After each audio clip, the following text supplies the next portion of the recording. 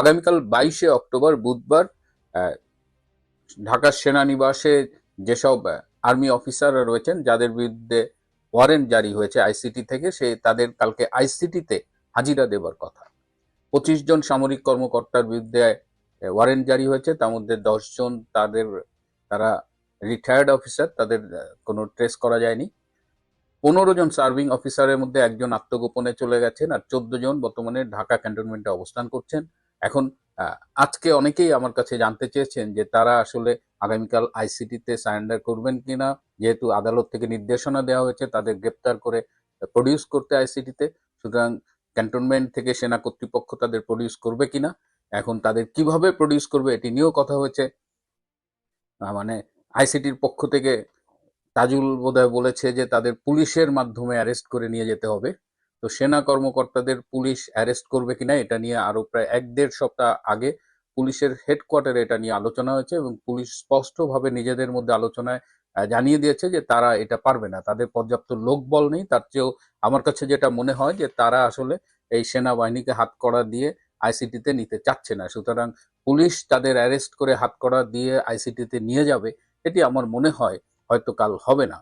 আমি আরো শুনেছিলাম যে তারা হয়তো ভিডিও কনফারেন্সিং এর মাধ্যমে ক্যান্টনমেন্টে, যেখানে তারা বর্তমানে রয়েছে অফিসার্স মেসে, সেখান থেকে হয়তো ভিডিও কনফারেন্সিং এর মাধ্যমে তারা অ্যাপিয়ার করতে পারে। আর আরেকটি বিকল্প হতে পারে যে সেনা কর্তৃপক্ষের ব্যবস্থাপনায় তাদের আইসিটিতে নিয়ে যেতে পারে, অথবা এর কোনোটাও নাও হতে পারে। আমি ঠিক এক্স্যাক্টলি আমি জানার চেষ্টা করিনি, কিন্তু যেভাবেই হোক এই যে সেনা কর্মকর্তাদের বিরুদ্ধে এই গুম খুন এইসব অভিযোগে এই যে গ্রেপ্তারি পরোয়ানা জারি করা, এই সব কিছু নিয়ে কিন্তু সেনাবাহিনীর মধ্যে চরম অসন্তোষ পরিলক্ষিত হচ্ছে।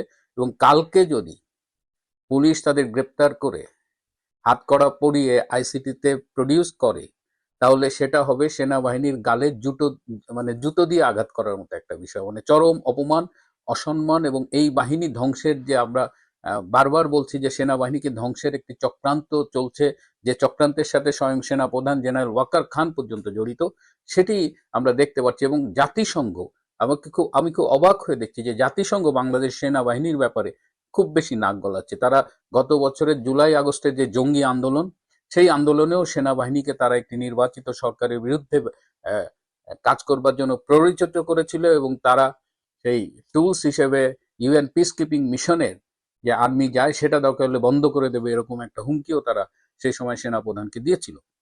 এবং আজকে আমরা দেখলাম গত সপ্তাহে এই ICT chief prosecutor Tajul Islam একটা প্রেস কনফারেন্স করছে, এবং সেখানে হুমা খান নামে একজন উপস্থিত রয়েছেন। এই হুমা খান হলেন বাংলাদেশে যে ইউএন হিউম্যান রাইটস কমিশনে অফিস খোলা হয়েছে সেটার বাংলাদেশ অফিসের চিফ।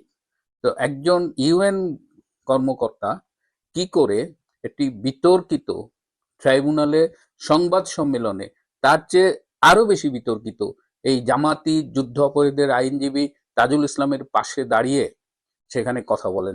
এই সব মিলিয়ে মনে হচ্ছে যে বাংলাদেশে যে একটা গভীর সংকট, একটা আন্তর্জাতিক ষড়যন্ত্রের খেলার মাঠ হয়ে গেছে, সেই মাঠে ইউএন এর একটা স্পেশাল অ্যাসাইনমেন্ট হলো যে বাংলাদেশের সেনাবাহিনীকে ধ্বংস করে দেওয়া। এবং বাংলাদেশকে নিয়ে যেসব ভয়াবহ ষড়যন্ত্রের কথা আমরা মাঝে মধ্যে শুনছি, তার যদি অর্ধেক এমনকি সিকিভাগও বাস্তবায়িত হয়, সেটা হবে ভীষণ ভীষণ ভীষণ মানে মানে আমাদের সবার জন্য খুবই খারাপ। হ্যাঁ, যে বাংলাদেশের একটা অংশ, মিয়ানমারের একটা অংশ, ভারতের একটা অংশ নিয়ে ক্রিশ্চিয়ান স্টেট করার যে একটা মাস্টার প্ল্যান দীর্ঘদিন ধরে আমেরিকার রয়েছে, সেটি থেকে তারা যে সরে এসেছে সেই লক্ষণ কিন্তু আমরা এখনো দেখছি না। সুতরাং সেনাবাহিনী একটা খুব সংকটের মুখোমুখি দাঁড়িয়ে আছে, এবং সেনাবাহিনীর সম্মান রক্ষার্থে আমি আশা করেছিলাম যে বাংলাদেশের দুই একটা রাজনৈতিক দল, বিশেষ করে বিএনপি, যারা তাদের জন্ম ক্যান্টনমেন্টে, তারা অন্তত সেনাবাহিনীর এই যে সময়ে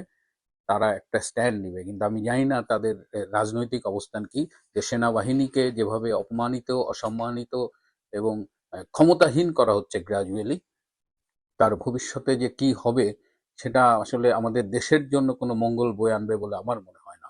আমি এর আগে একটা এপিসোডে বলেছিলাম যে এই সেনাবাহিনীর বা ডিজিএফআই বলেন, এদের কিন্তু খুব স্ট্রং লিগাল টিম আছে, এবং আমি একটা পরামর্শ দিয়েছিলাম যে এই লিগাল টিমের উচিত হবে প্রথমত হলো যে আইসিটিতে এই গুম খুন এগুলো বিচার করা যায় কিনা সেটি নিয়ে চ্যালেঞ্জ করা।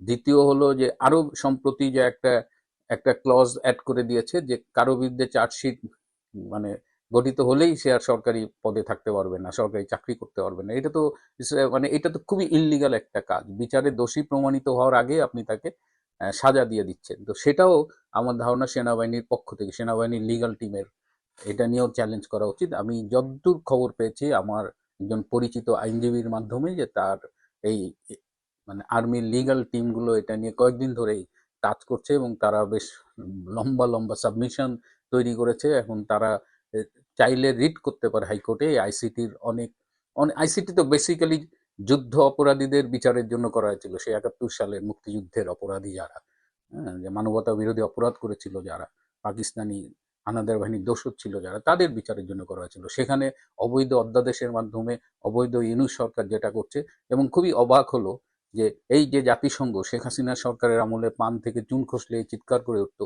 গত ১৪-১৫ মাসের ইউনূস রেজিমে যে এত মানবাধিকারের লঙ্ঘন হচ্ছে, এত হত্যা, এত খুন, এত গুম, গণমাধ্যমের স্বাধীনতা গলা টিপে ধরা হয়েছে, জাতিসংঘের পক্ষ থেকে কিন্তু আমরা কোনো স্টেটমেন্ট দেখিনি। সো জাতিসংঘ তার জাতিসংঘের যে ম্যান্ডেট, একটা দেশে তার যে অবস্থান, বাংলাদেশে এসে জাতিসংঘ সেটা সম্পূর্ণ খুইয়ে ফেলেছে। এবং জাতিসংঘ নিয়ে আরো কিছু কথা বলবো। অনেকেই, আমার মনে হয় যে জাতিসংঘে বাংলাদেশে জাতিসংঘের ভূমিকা নিয়ে আমরা যারা সামাজিক যোগাযোগ মাধ্যমে বিভিন্ন ইস্যুতে কথা বলি তাদের সবার মিলে কথা বলা উচিত। আমিও কাজ শুরু করেছি তার জাতিসংঘের বাংলাদেশে বিতর্কিত ভূমিকা নিয়ে, এবং জাতিসংঘ যেটা বাংলাদেশে করছে সেটা তার নিজের ম্যান্ডেটের বিরুদ্ধে। জাতিসংঘ তো এই কাজটা করতে পারে না, এবং সেনাবাহিনী ধ্বংসে জাতিসংঘের এই ভূমিকা সম্পূর্ণ অগ্রহণযোগ্য। দেখা যাক কাল কি হয়। সেনাপ্রধান ওয়াকার তিনি তো অলরেডি বাহিনীটাকে একেবারে খাদের কিনারে নিয়ে আসছেন। এখন দেখা যাক যে বাহিনীটাকে ধাক্কা দিয়ে খাদে ফেলে দেন, নাকি তিনি শেষ মুহূর্তে হলেও সেনাপ্রধান হিসেবে কিছু করবেন।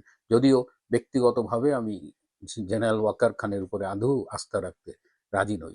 প্রিয় বন্ধুরা, আপনারা জানতে চেয়েছিলেন, আমি আমার মতামত এবং বিশ্লেষণ এবং কিছু সম্ভাবনার কথা বললাম। দেখা যাক আগামীকাল কি হয়। সবাই ভালো থাকবেন, সুস্থ থাকবেন, তার চেয়েও জরুরি হলো নিরাপদে থাকবেন। সবাইকে অনেক আশা করি বিষয়টি বুঝতে পেরেছেন। এ নিয়ে আপনার গুরুত্বপূর্ণ মন্তব্যটি অবশ্যই কমেন্ট বক্সে জানিয়ে দিবেন। ধন্যবাদ।